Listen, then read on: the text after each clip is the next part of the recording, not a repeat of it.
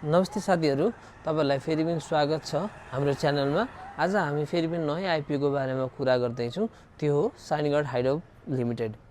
यो hydro power बजाङमा बन्न गइरहेको छ। त्यसैगरी 38.46 मेगावाटको अप्पर कालङ्गड हाइड्रो पावर प्रोजेक्टमा काम गरिरहेको छ।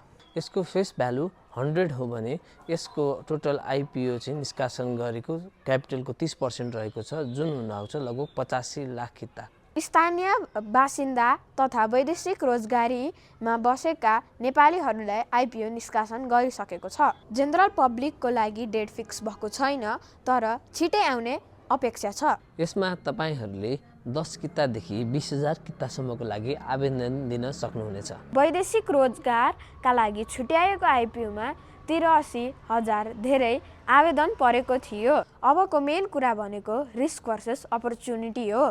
हाइड्रो पावर सेक्टर भनेको नेपालमा ग्रोइङ सेक्टर रहेको छ भने यसले चाहिँ अलरेडी एक्जिस्टिङ प्रोजेक्टमा काम गरि नै रहेको छ। क्रेडिट रेटिङ हेर्दा यसले मोडरेट रिस्क देखाउँछ। नेपालको केसमा हाइड्रो पावर प्रोजेक्टहरू धेरै डिले भएको देखिन्छ। यदि तपाईहरुलाई आइपिओ अपडेट मनपर्छ भने लाइक, शेयर, कमेन्ट र सब्स्क्राइब गरिदिनु होला।